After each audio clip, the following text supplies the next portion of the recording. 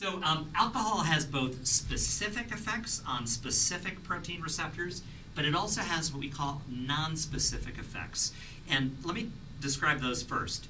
So alcohol actually is not very charged, so it can insert itself into phospholipid bilayer. So when you have a drink, and it crosses from your small intestine into your bloodstream, and it crosses into the central nervous system, it'll actually embed itself in cell membranes at synapses, and it'll change the structure because you're adding alcohol into these membranes.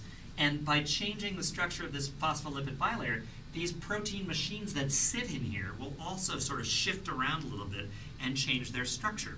And remember that a change in structure can produce a change in function, but we're not too clear necessarily on what specific changes are generated by inserting all these alcohol molecules into phospholipid bilayer. So that's why I refer to what the effects. Some effects of alcohol are non-specific. We don't know precisely what action is generating the changes, the effects that result.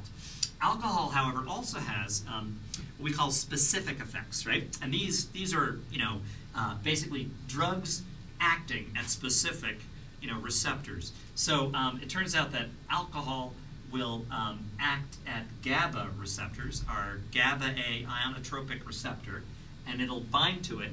It'll act like an agonist, so it will open the ionotropic GABA receptor and allow for chloride to pass in. Okay, we'll discuss this in a little more detail in a moment. It'll also bind to the glutamate NMDA receptor, right? Remember, this is our coincidence detector. Remember, this is the receptor that's not very active unless there's a high level of stimulation.